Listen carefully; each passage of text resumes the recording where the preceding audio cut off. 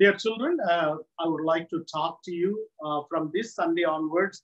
We call this a children's corner. And this is the time I would like to explain to you what I am going to preach to the entire church.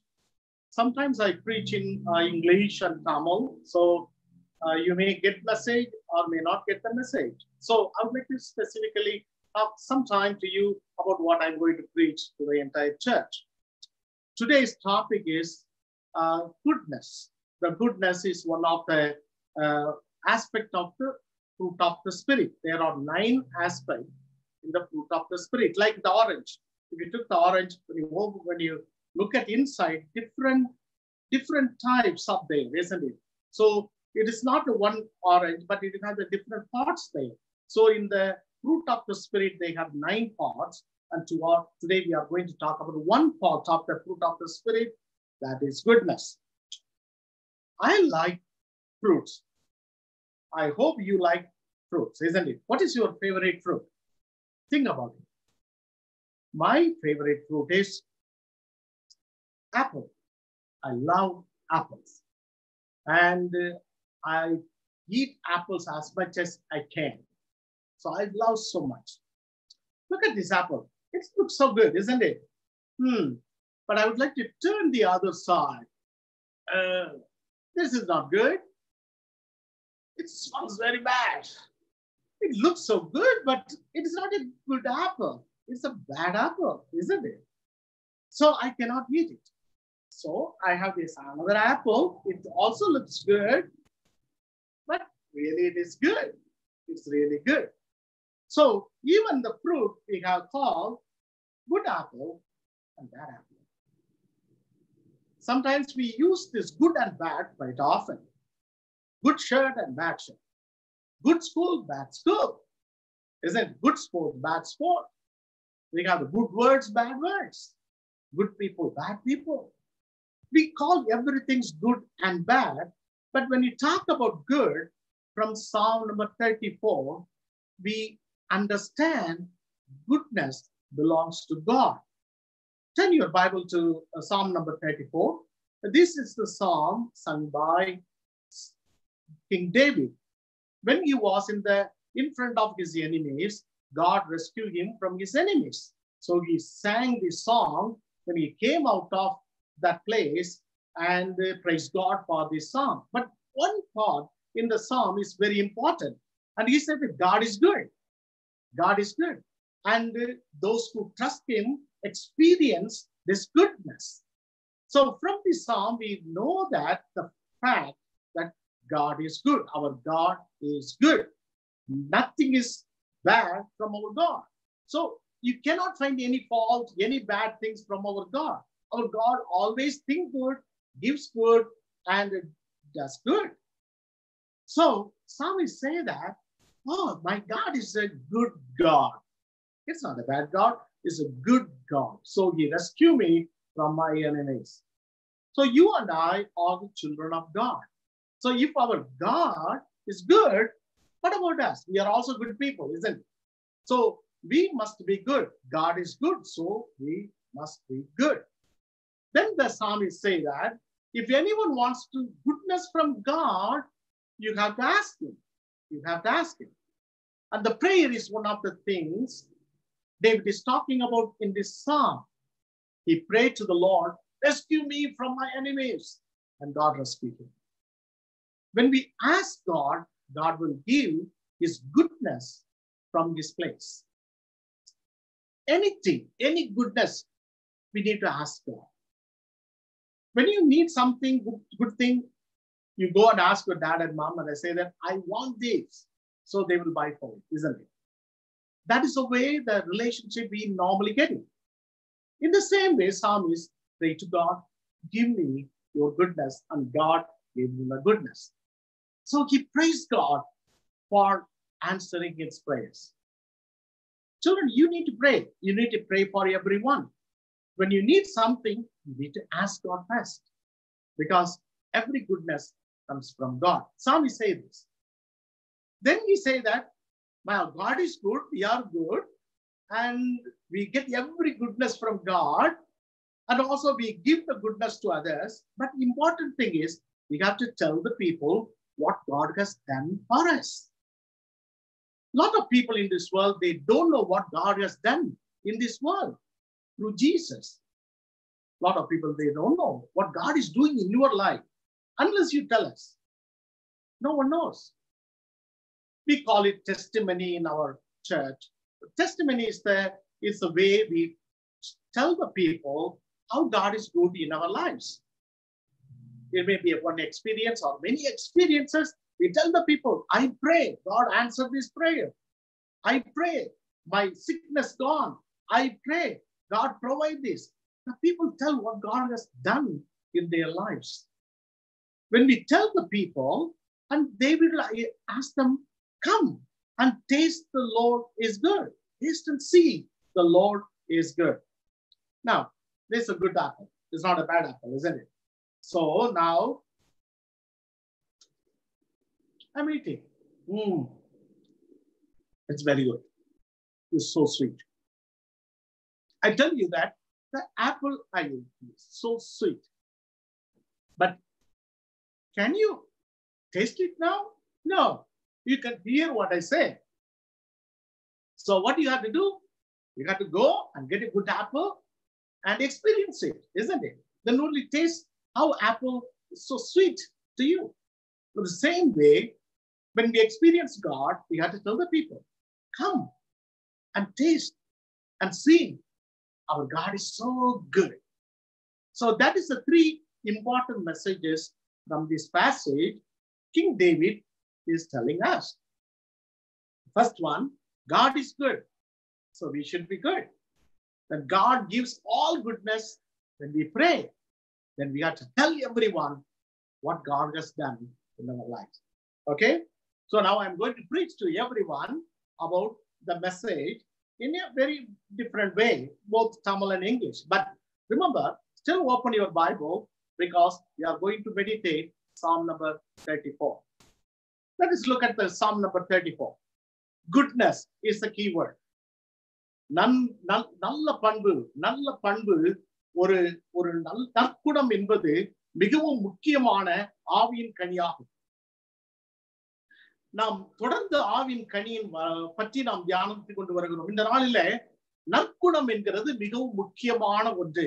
நல்ல குணம் என்ற ஒரு அழகான ஒரு தமிழ் சொல். சில சமயத்திலே நற்குணத்தை பற்றி நாம் மிகவும் எளிமையாக சொல்லிவிடுகிறோம். Sometimes we use goodness as usually as vaguely as positive. It is not just a positive thinking, positive aspect, positive outlook. It is more than that. Goodness is an aspect of God. It's an attribute of God. And goodness comes from God to us. There's a difference between kindness and goodness. What is kindness? Kindness is you are going to help someone who is in need. Goodness, because you are good, so whatever you give to others is always good.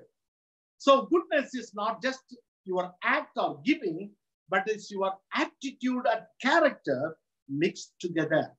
நம்முடைய நற்குணம் என்பது நம்முடைய உள்ளமும் நம்முடைய கரங்களும் இணைந்து செய்யக்கூடிய ஒன்று. கரங்கள் நாம் எல்லாருக்கும் உதவி செய்கிறோம். ஆனால் உள்ளம் நல்ல உள்ளமாக இருக்க வேண்டும். ஆண்டவர் அழகாக சொல்லி இருக்கிறார்.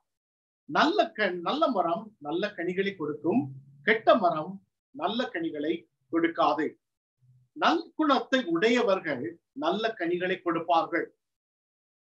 எபிரேய மொழியில இந்த நற்குணம் என்கிற சொல், டோப் என்கிற ஒரு சொல், அதனுடைய பொருள் என்னவென்றால் மிகுதியான இரக்கம் என்று பொருள்.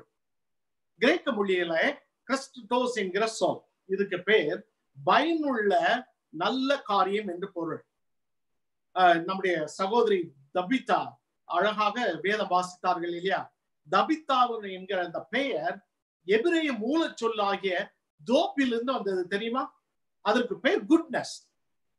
ஆண்டவர் நம்முடைய வாழ்க்கையில நற்குணத்தை விரும்புகிறார். அந்த நற்குணம் நம்மாலே ஏற்படுத்த முடியாதது. பரிசுத்த ஆவியானவர் நமக்குள்ளே கொடுக்கக்கூடிய மிகவும் விலையேறப்பெற்ற ஒன்று.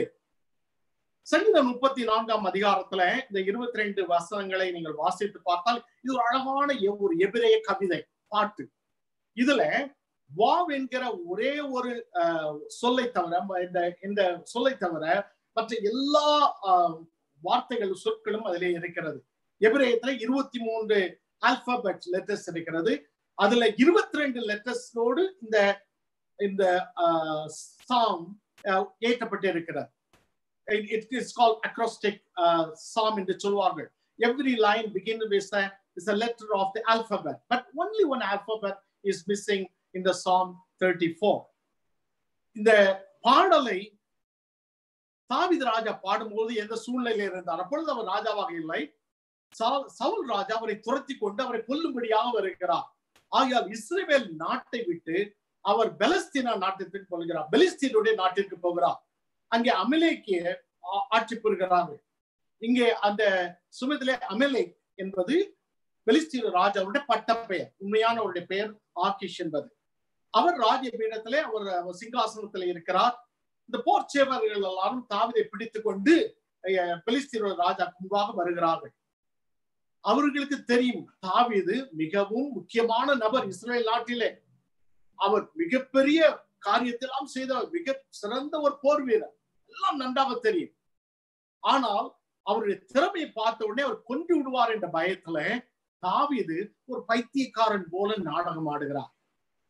உடனே அந்த ராஜா இவர் பைத்தியக்காரன் போல இருக்கிறார், நாட்டை விட்டு வெளியே துரத்துங்கள் என்று சொல்லி வெளியே துரத்தி விட்டார்.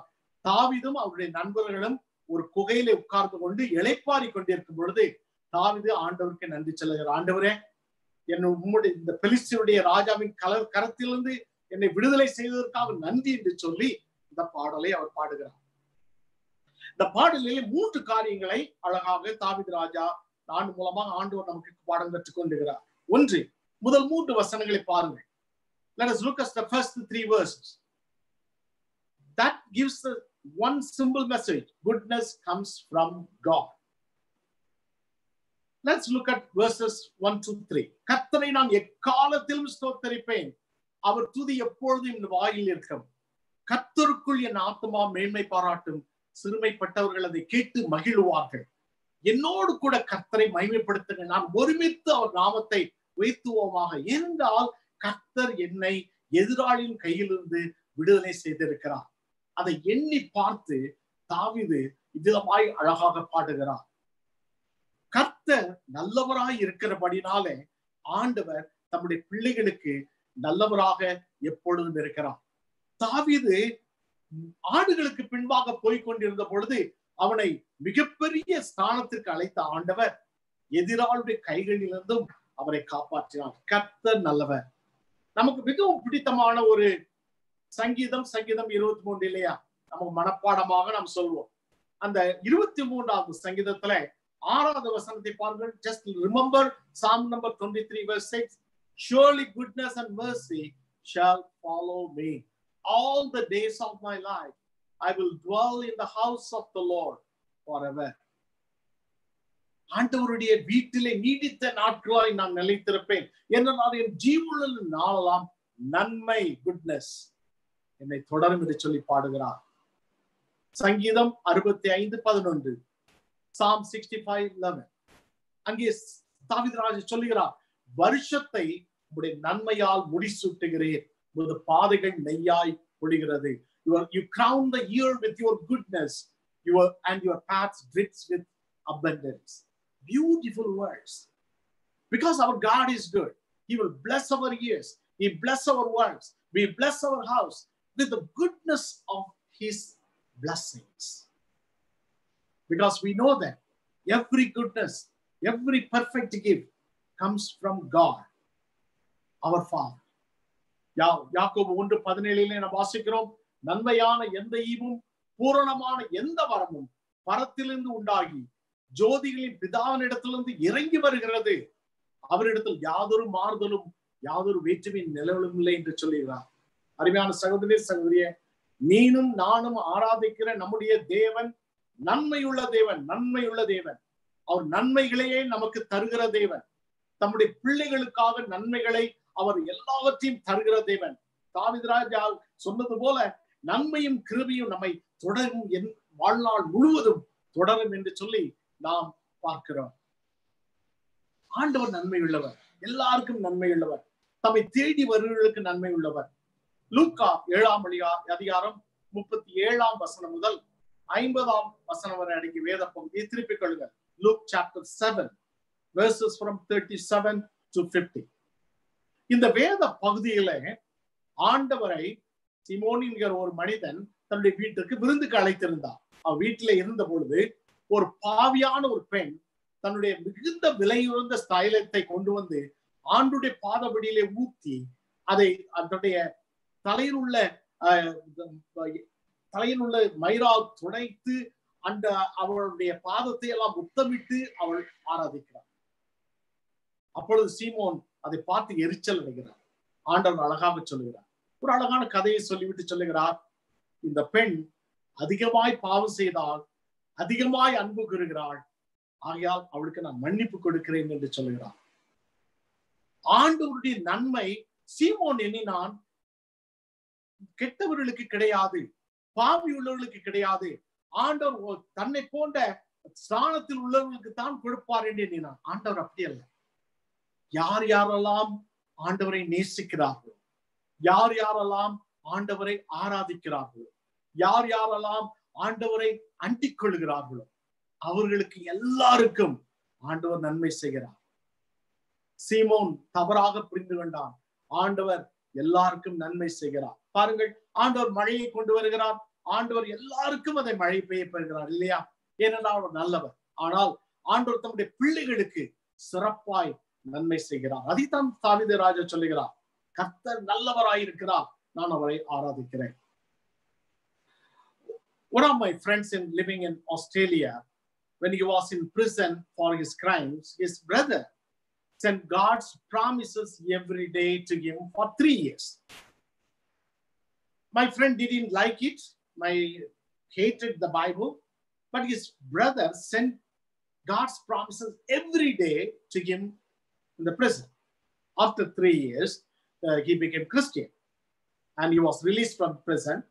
He is now a pastor to lead the ex-prisoners to lead to Jesus. So when I met him, I asked him, how do you tell about your life? He said to me these words, God is good to be pastor. He has changed me to be a new man, to be the witnesses of his goodness. That is what Jesus is talking about here. This lady was sinful before the eyes of the people, but God gave his goodness to become a new woman, new child of God, to express his goodness. அருமையான சகோதரனே சகோதரியே, நீ தேவனுடைய பிள்ளை. தேவன் உனக்கு நன்மையை வாக்கு பண்ணி இருக்கிறார். இரண்டாவதாக சங்கீதம் 34 வாசித்து பார்த்தால் 4 முதல் 7 வசனங்களை பாருங்கள். Just look at Psalm 34 verses 4 to 7. Here the theme is goodness come from God through prayer. ஆண்டவர் தம்முடைய பிள்ளைகளுக்கு நன்மைகளை ஜெபத்தின் மூலமாய் கொடுக்கிறார். இங்கே சங்கீதக்காரன் சொல்லுகிறார், நான் கர்த்தரை தேடினேன், அவர் எனக்கு செவி கொடுத்து என்னுடைய எல்லா பயத்துக்கும் என்னை நீங்களாக்கி விட்டார். அவர்கள் அவரை நோக்கி பார்த்து பிரகாசம் அடைந்தார்கள், அவர்கள் முகங்கள் வெட்கப்படவில்லை. இந்த ஏழை கூப்பிட்டான், கர்த்தர் கேட்டவனை எடுக்கின்ற எல்லாவற்றுக்கும் நீங்களாக்கி ரட்சித்தார். கர்த்தருடைய தூதன் அவருக்கு பயந்தவர்களை சூழ பாளையம் இறங்கி அவர்களை விடுவிக்கிறார்.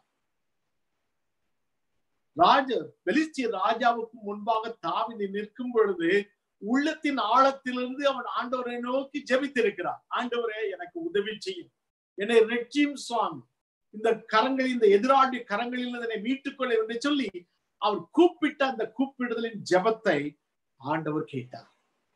ஆண்டவர் செவி கொடுத்தார். ஆண்டவர் அவளுக்கு நன்மையை கொடுத்தார், விடுதலை கொடுத்தார். அருமையான சகோதரனே சகோதரியே, தேவனிடத்துல எல்லா நன்மைகளும் இருக்கிறது. பவுல் அப்போஸ்தலன் சொல்லுகிறார், இயேசு கிறிஸ்துவையே நமக்காக கொடுத்த ஆண்டவர் மற்ற எல்லாவற்றையும் அருளாதிருப்பது எப்படி? எல்லாவற்றையும் வைத்திருக்கிறார். ஆனால் நாம் கேட்க வேண்டும், நாம் ஜெபிக்க வேண்டும். சில சமயத்தில் நாம் எண்ணுகிறோம், ஆண்டவருக்கு தான் தெரியுமே எல்லா தேவையும், நான் எனக்கு ஏன் ஜெபம் பண்ண வேண்டும் என்று சொல்லி நாம் எண்ணுகிறோம். ஜெபம் என்பது நாம் ஆண்டவரை நினைவுபடுத்துவதல்ல. ஜெபம் என்பது நாம் ஆண்டவரிடத்துல சொல்லுகிறோம், நான் உண்மையை நம்பி இருக்கிறேன் என்பதை வெளிக்காட்டும் ஒரு அடையாளம். Prayer is the symbol of our dependency on God. ஆண்டவரிடத்துல கேட்க வேண்டும். ஆண்டவரே எனக்கு தாரும். தம்மிடத்தில் வேண்டிக் கொள்வதற்கு கூப்பிடுகிறவர்களுக்கு கர்த்தர் நன்மைகளை கொடுக்க சித்தமுள்ளவராக இருக்கிறார். ஏசாயா 60ஆம் அதிகாரம் 4ஆம் வசனம் முதல் 5வது வசனத்தை பாருங்கள்.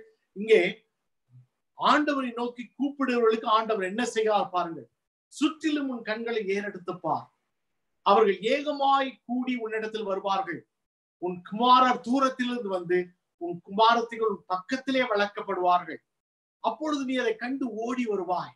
உன் இருதயம் அதிசயப்பட்டு பூரிக்கும். கடற்கரையின் திரளான கூட்டம் உன் வசமாக திரும்பும். ஜாதிகளின் பலத்த சேதனை உன்னிடத்தில் வரும் என்று சொல்லி நாம் வாசிக்கிறோம். கர்த்தரிடத்தில் நாம் ஜெபம் பண்ணும் பொழுது, நன்மைகளை கேட்கும் பொழுது ஆண்டவர் நன்மைகளை தருகிறார். நன்மைகளை தருகிறார். அருமையான சகோதரனே, சகோதரியே, இந்த நற்குணம் என்கிறது தேவ பரிசுத்த ஆவியானவர் கொடுக்கக்கூடிய இந்த விலை மதிக்க முடியாத ஒரு பெரிய கிருபை. இந்த கிருபையிலே நாம் வளரும் பொழுது நாம் என்ன செய்கிறோம்? ஜெபத்துல ஆண்டவரிடத்துல கேட்கிறோம். ஆண்டவரை சார்ந்து இருக்கிறோம். எந்த இடுக்கண்களிலும், எந்த கஷ்டங்களிலும், எந்த தேவைகளிலும், எந்த வியாதியிலும், எந்த இழப்புகளின் மத்தியிலும் நம் ஆண்டவரை தேடும் போது ஆண்டவர் நன்மைகளை நமக்கு தருகிறார். பிரியமானவர்களை, கலங்காதே, திகையாதே. உன் தேவன் உன்னோடு கூட இருக்கிறார். அவர் உன்னை கைவிடுவதில்லை, அவர் உன்னை மறப்பதில்லை என்று சொல்லுகிறார். பிரியமானவர்களை, ஆண்டவர் உன்னோடு கூட இருக்கிறார். நியாயாதிபதிகள் 16ஆம் அதிகாரம் 28வது வசனத்திற்கு உங்களுடைய வேத பகுதியை திருப்பிக் கொள்ளுங்கள். Turn your Bible to Judges chapter 16 verse 28. இந்த அதிகாரத்திலே சிம்சோன் தன்னுடைய பலத்தை எல்லாம் இழந்து அவன் அடிமையாக பெலிஸ்தியருடைய கையில இருக்கும் பொழுது, ஆண்டவருக்கு விரோதமாக பாவம் செய்ததினால, தன்னுடைய எல்லா பலத்தையும் இழந்ததினால, அவன் அடிமையாக அவன் சஞ்சலப்பட்டு இருக்கும் பொழுது, அவனுடைய பார்வையெல்லாம் இழந்திருக்கும் பொழுது, அவன் எல்லாரும் அவனை கேலி பண்ணுகிறார்கள். அப்பொழுது சிம்சோன் கர்த்தரை நோக்கி ஒரு ஜெபம் பண்ணுகிறான். அதைத்தான் இந்த வசனத்திலே வாசிக்கிறோம். Judges chapter 16 verse 28. அதிலே சிம்சோன் ஜெபிக்கிறான். அப்பொழுது சிம்சோன் கர்த்தரை நோக்கி கூப்பிட்டு, கர்த்தராகிய ஆண்டவரே, நான் என் 2 கண்களுக்காக ஒரே தீர்வையாய் பெலிஸ்தியர் கையிலே பழிவாங்கும்படிக்கு இந்த ஒரு விசை மாத்திரம் என்னை நினைத்தருளும், தேவனை பலப்படுத்தும் என்று சொல்லி வாசிக்கிறான். கடைசி தருணம், வாழ்க்கையில இனி சாக போகிறோம் என்கிற நிலை, எல்லாவற்றையும் இழந்து விட்ட அந்த சூழ்நிலைகளில, அந்த இக்கட்டான சூழ்நிலையிலே சிம்சோன் ஜெபித்தான். ஆண்டவரே எனக்கு நன்மை செய்யும் என்று சொன்னான். கர்த்தர் அவன் மேலே இறங்கினான். அவனுக்கு நன்மை செய்தா பாருங்க. அவனுடைய இறப்பிலே அவன் செய்த காரியம் பெரிய காரியம், அவன் வாழ்ந்த காரியத்தை விட. அருமையான சகோதரனே, சகோதரியே, தேவனை நோக்கி கூப்பிடு. அரைக்கதை பூட்டி தேவனை நோக்கி கூப்பிடு. தேவனிடத்திலே உன் காரியங்களை சொல், உன் பிரச்சனைகளை சொல். அவர் உனக்கு நன்மைகளை தருவார் என்று சொல்லி வேதம் தெளிவாக கற்றுக் கொடுக்கிறது. பிரியமானவர்களே, சில சமயத்தில் நாம் நொந்து போகிறோம், மனம் தளர்ந்து போகிறோம். ஆண்டவர் சொல்லுகிறார், இதை நோக்கி கூப்பிடு. இந்த ஏழை கூப்பிட்டான், கர்த்தர் கேட்டு அவனுக்கு நன்மையானதை தருகிறார் என்று சொல்லி தாவீது இங்கே சொல்லுகிறார் பாருங்க. Sometimes we need to ask God in our depression. Sometimes we need to ask God for our needs and sickness. I just remind you one of the experiences I learned from Josh McDowell. He's a famous Christian writer. While Josh McDowell was attending seminary in California, his father went home to be with the Lord. His mother also died years earlier, but Josh was struggling in his faith. One day he prayed, Lord, somehow give me the answer so I can get back to normal. I have just got to know. He was so desperate and prayed to the Lord. 2 days later, Josh drove to the ocean. He went to the end of the pier to be alone. There sat an old woman in a lawn chair fishing. And she asked him, where is your home originally? And he said, Michigan, Union City. Nobody heard of it. I'll tell you, it is a little suburb called Battle Creek. So the woman surprisingly interrupted him. I had a cousin from there. Did you know the McDonald family? Josh was so stunned and responded, yes, I'm Josh McDowell. I can't believe it, said the woman. I'm a cousin to your mother. Do you remember anything at all about my mother's spiritual life? Josh asked. Why? Sure. Your mom and I were just girls, teenagers. When a tent revival came to town, it was the fourth night we both went forward to accept Jesus. Praise God, shouted Josh, startling the surrounding fishermen. So excited. And Josh told his aunt that God answered his prayers. If you go through difficult times, if you go through tough times, if you are in a biggest need, brother and sister, go to the room and talk to God, because God will provide the goodness from heaven to you when you ask Him.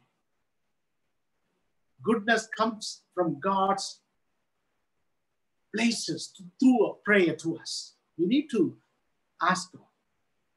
The third part of the psalm is a very lengthy part, verses from 8 to 22. I would like to divide this part into three parts.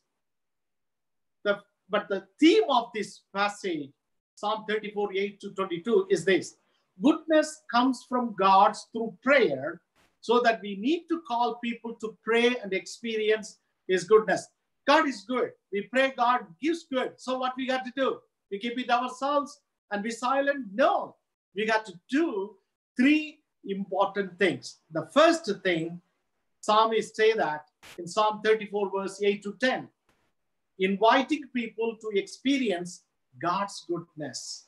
Inviting people to experience God's goodness, which we experience in our life. எட்டாவது வசனத்திலிருந்து பார்ப்போம். கர்த்தர் நல்லவர் என்பதை ருசித்து பாருங்கள். அவர் மேல் நம்பிக்கையா இருக்கிற மனுஷன் பாக்கியவான். கர்த்தருடைய பரிசுத்தவான்களே அவருக்கு பயந்திருங்கள். அவருக்கு பயந்தவர்களுக்கு குறைவில்லை. சிக்க குட்டிகள் தாழ்ச்சி அடைந்து பட்டினியாயிருக்கும். கர்த்தரை தேடுவர்களுக்கோ ஒரு நன்மையும் குறைபடாது. இங்கே தாவீது ராஜா அழகாக சொல்லுகிறார், ஆண்டவருடைய நன்மைகளை ருசி பார்த்து நாம் அதை அடக்கி வைத்து விடக்கூடாது. நாம் மற்றவர்களுக்கு சொல்ல வேண்டும், மற்றவர்களை அழைக்க வேண்டும். Come and experience God's goodness in your life. நம்முடைய ஆவிக்குரிய வாழ்க்கையில மிகப்பெரிய பிரச்சனை என்ன தெரியுமா? ஆண்டவர் நம்மை ஆசீர்வதித்திருக்கிறார். பொருளிலே ஆசீர்வதித்திருக்கிறார், பணத்திலே ஆசீர்வதித்திருக்கிறார், நல்ல உத்தியோகத்தை கொடுத்திருக்கிறார், நல்ல அந்தஸ்தை கொடுத்திருக்கிறார், ஆவிக்குரிய வாழ்க்கையை கொடுத்திருக்கிறார், ஆவிக்குரிய அனுபவங்களை கொடுத்திருக்கிறார், ஊழியங்களை எல்லாம் கொடுத்திருக்கிறார். ஆனால் சில சமயத்துல ஆண்டவர் செய்த நன்மைகளை நாம் மற்றவர்களுக்கு சொல்வதிலே வெட்கப்படுகிறோம். சில இடத்துல நாம் சொல்வதிலே நாம் வெட்கப்படுகிறோம். எனக்கு தெரிந்த ஒரு நல்ல நண்பர், அவர் புதிதாக ஒரு கார் வாங்கியிருந்தார். அவர் கார் வாங்கின அடுத்த நாளை எனக்கு போன் பண்ணி, பாஸ்டர் நீங்கள் வந்து என்னுடைய காரை பார்க்க வேண்டும் என்று சொன்னார். உடனே நான் வந்து அந்த காரை பார்த்தேன். அந்த காருடைய எல்லா அம்சங்களையும் குறித்து ஒரு மணி நேரம் எனக்கு விரிவாக சொன்னார். அவருடைய முகத்தில் இருந்த பிரகாசத்தை பார்த்தேன், மகிழ்ச்சியை பார்த்தேன், சந்தோஷம். அந்த காரை பற்றி சொல்வதில்லை. இது இயல்பு இல்லையா? ஒரு நல்ல காரியம் நமக்கு நடக்கும் என்போது அதை மற்றவர்களுக்கு நாம் சொல்லுவோம். ஆனால் ஆண்டவர் செய்த நன்மைகளை பற்றி நாம் அனுபவித்த பின்பு சில சமயத்துல ஆண்டவருடைய நன்மைகளை அனுபவிப்படி மற்றவர்களுக்கு நாம் சொல்வதில்லை. ஏன்னா வெட்கப்படுகிறோம். நாம் ஏன் வெட்கப்பட வேண்டும்? சங்கீதக்காரன் சொல்லுகிறார், ஆண்டவருடைய நன்மையினாலே நாம் நிரப்பப்பட்டிருந்தோம் என்றால் நாம் செய்ய வேண்டிய முதலாவது காரியம் மற்றவர்களை அழைக்க வேண்டும். Come and taste and see the Lord is good. முதலாவது மற்றவர்களை அழைத்து ஆண்டவருடைய நன்மைகளை ருசி பார்க்கும்படியாக சொல்ல வேண்டும். இரண்டாவதாக இந்த வேத பகுதிகளை 11வது வசனம் முதல் 14வது வசனம். Look at chapter 34 verse 11 to 14. Psalm 34 verses from 11 to 14. Then the second important instruction, teaching people to return to God. Now, not only invite the people, but teach them how to come closer to God, how to return to God. Here the psalmist say that, come, you children, listen to me. I will teach you the fear of the Lord, who is the man who desires love and loves many days that he may see good. Keep your tongue from evil and your lips from speaking deceit. Depart from evil and do good. Seek peace and pursue it. I will teach you the fear of the Lord. Who is the man who desires life and loves many days, and that he may see good? Keep your tongue from evil and your lips from speaking deceit. Depart from evil and do good. Seek peace and pursue it. He is teaching, that David is teaching the people, come and accept God and closer to him. Leave your sinful life. சில சமயத்திலே நாம் ஆண்டவரை பற்றி வாருங்கள், ஆண்டவருடைய நன்மைகளை ருசிக்க வாருங்களை அழைக்கும் பொழுது சில சமயத்தில் நாம் சொல்கிறோம், ஆண்டவர் பாவத்தை எல்லாம் பார்ப்பதில்லை, பரவாயில்லை, ஆண்டவர் அதை பற்றி எல்லாம் கவலைப்படுவதில்லை என்று சொல்லி மேல் போக்காக சில சமயத்தில் நாம் சொல்லுகிறோம். இல்லை, ஆண்டவரிடத்திலாக ஜனங்களை நாம் அழைக்கும் பொழுது அவர்களுக்கு பாவத்திலிருந்து மனம் திரும்பும்படியாக நாம் சொல்ல வேண்டும். இது மிகவும் கடினமான காரியம் இல்லையா? சில சமயத்துல நாம் மற்றவர்களை அழைக்கும் போது அவர்களுடைய தவறுகளையும் பாவங்களையும் நாம் அதை மூடி மறைத்து ஆண்டவருக்கு முன்பாக அதை பற்றி நாம் பேசாமல் இருந்து விடும். இல்லை, பாவத்தை பாவம் என்று சொல்ல வேண்டும், மீறுதலை மீறுதல் என்று சொல்ல வேண்டும், மனம் திரும்புதலை மனம் திரும்புதல் என்று சொல்ல வேண்டும். ஆகையால் நாம் ஆண்டவருடைய நன்மைகளை ருசி பார்த்த பின்பு மற்றவர்களை இயேசுவண்டை அழைப்பது மட்டுமல்ல, அவர்கள் இயேசுவின் பிள்ளைகளாக மாறுவதற்கு நாம் வழிகாட்ட வேண்டும், அவர்கள் கற்றுக் கொடுக்க வேண்டும். பல்வேறு காரியங்களை நாம் நம்முடைய பிள்ளைகளுக்கு கற்றுக் கொடுக்கிறோம் இல்லையா? நம்முடைய வீட்டை பாருங்கள், நமக்கு சிறப்பான ஒரு திறமை இருக்கிறது என்று வைத்துக் கொள்ளுங்கள். குறிப்பாக நீங்க நன்றாக ஒரு காரியத்தை செய்ய முடிய திறமை உங்களுக்கு இருக்கு என்று வைத்துக் கொள்ளுங்கள். உங்களுடைய பிள்ளைகளுக்கு கற்றுக் கொடுப்பீர்கள். நீங்கள் நன்றாக கீபோர்டு வாசிக்கிறீர்கள் என்று வைத்துக் கொள்ளுங்கள். உங்கள் பிள்ளைகளுக்கு கீபோர்டு எப்படி கற்றுக் கொடுக்க வேண்டும் என்று சொல்லுங்கள். அதை போலத்தான் ஆண்டுடைய பிள்ளைகளாக நாம் மற்றவர்கள் இயேசுவண்டே வரும்பொழுது இயேசுவின் பிள்ளைகளாக வாழ்வதற்கு நாம் கற்றுக் கொடுக்க வேண்டும். மூன்றாவது பகுதியாக சங்கீதக்காரர் இங்கே சொல்லுகிறார், Psalm number 34 verse 15 to 22. இதுல என்ன சொல்லுகிறார் தெரியுமா? நாம் அழைப்பது மட்டுமல்ல, போதிப்பது மட்டுமல்ல, அவர்களை உற்சாகப்படுத்த வேண்டும், ஆண்டவரிடத்தில் ஜெபம் பண்ணும்படி. இங்கே வசனத்திலே நாம் பார்க்கிற காரியம், கர்த்தருடைய கண்கள் நீதிமான்கள் மேல் நோக்கமாய் இருக்கிறது, அவருடைய செவிகள் அவருடைய கூப்பிடுதலுக்கு திறந்திருக்கிறது. நீதிமான்கள் கூப்பிடும் போது கர்த்தர் கேட்டு அவர்களை அவருடைய எல்லா உபத்திரங்களுக்கும் நீங்களாக்கி விடுகிறார் என்று சங்கீதக்காரன் சொல்லுகிறார். ஜனங்களை இயேசுவண்டை கொண்டு வர வேண்டும், ஜனங்களை இயேசுவின் பிள்ளைகளாக மாறுவதற்கு நாம் போதிக்க வேண்டும், இயேசுவினிடத்தில் ஜெபம் பண்ணுவதற்கு நாம் கற்றுக் கொடுக்க வேண்டும். ஏனென்றால் நன்மையான எந்த ஈவும் பூரணமான எந்த வரமும் தேவன் நமக்கு கொடுக்குவதற்கு தேவன் பயன்படுத்துகிற ஒரு கருவி ஜெபம் பண்ண வேண்டும். நாம் தனி ஜெபம் பண்ண வேண்டும், நம்முடைய பிள்ளைகளோடு சேர்ந்து ஜெபம் பண்ண வேண்டும், நம்முடைய பிள்ளைகளுக்கு ஜெபம் பண்ண கற்றுக் கொடுக்க வேண்டும், உபவாசம் இருக்க கற்றுக் கொடுக்க வேண்டும், நம்முடைய சபையிலே ஜெபம் பண்ண கற்றுக் கொடுக்க வேண்டும். ஏனென்றால் நாம் ஜெபிக்காத பட்சத்துல நன்மையான எந்த ஒரு காரியத்தையும் நாம் அனுபவிக்க முடியாது, பெற்றுக்கொள்ள முடியாது. அதுதான் இந்த சங்கீதத்தினுடைய ஆழமான சத்தியம். ஆகையால் அருமையான பிரிய பிள்ளைகளே, ஆண்டவர் நல்லவர், அவர் நமக்கு நன்மைகளை செய்கிறவர். இது முதலாவது சத்தியம். ஆண்டவர் நமக்கு ஜெபத்தை கேட்டு பதில் கொடுக்கிறார், நன்மைகளை கொடுக்கிறார். இது இரண்டாவது சத்தியம். நன்மைகளை பெற்ற நாம் மற்றவர்களை ஆண்டவருக்கு நேராக அழைத்து ஆண்டவரின் பிள்ளைகளாக மாறுபடி போதித்து ஆண்டவருடைய சமூகத்திலே ஜெபித்து நன்மைகளை பெற அவரை உற்சாகப்படுத்துவது மிகவும் முக்கியமான ஒரு காரியம். பரிசுத்த ஆவியானவர் நமக்குள்ளே இருக்கிறார் பாருங்க. இவர் நம்ம இந்த மூன்று காரியங்களையும் செய்யும்படியாக நம்மை அழைக்கிறார். மார்க் 5ஆம் அதிகாரத்தை வாசிக்கும் பொழுது ஆண்டவர் ஒரு பிசாசு பிடித்த மனிதனை சுகப்படுத்துகிறார். அவன் கல்லறையில இருந்தான், மிகவும் he was a very violent man, he was uncontrolled, and Jesus healed him. ஆண்டவரை சுகமாத்த போது அவனுடைய லேகியோன் என்ற ஆவி பன்றிகள் கூட்டத்திலே போய் பன்றிகள் இறந்து போய்விட்டது. ஆண்டவனை பரிபூர்ண சுகம் அடைந்து அவன் நல்ல மனதுள்ளவனாய் அவன் இருக்கிறான். இந்த ஊராரெல்லாம் வந்து ஆண்டவரை அவருடைய ஊரிலிருந்து புறப்பட்டு போகும்படி சொல்லுகிறார்கள். அப்பொழுது ஆண்டவர் படகில் ஏறி அந்த கரைக்கு போகிறார். அப்பொழுது சுகம் அடைந்த இந்த பிசாசு பிடித்த மனிதன் இயேசுவிடத்தை வந்து சொல்லுகிறான், நான் உம்மோடு கூட வர வேண்டும். அப்பொழுது ஆண்டவர் மார்க் 5ஆம் அதிகாரம் 19வது 20வது வசனத்துல இவ்விதமாக சொல்லுகிறார் பாருங்கள்.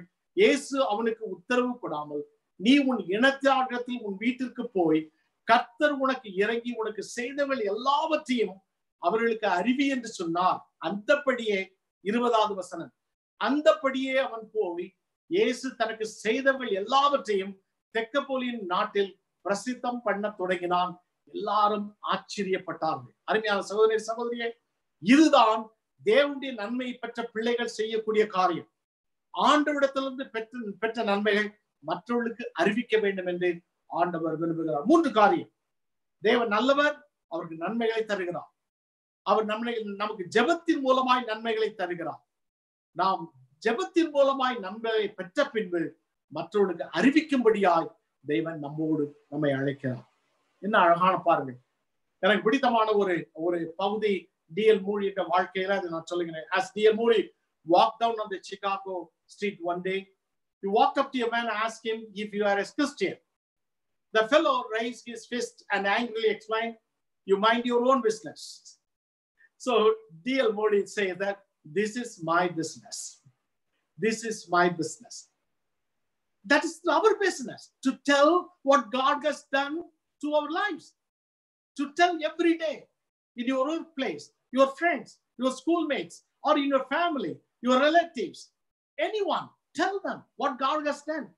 If they are not Christians, if they wanted to experience God, invite them, teach them, ask them to pray to Jesus, because God will do mighty things in your life.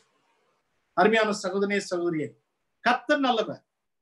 நாமும் நல்லவர்களாக வாழும்படியாக இந்த உலகத்துல அழைக்கப்பட்டிருக்கிறோம். இந்த நற்குணம் நம் மூலமாய் வருவதில்லை, தேவனிடத்திலும் வந்தது. ஆவியானவர் நமக்கு தருகிறார்.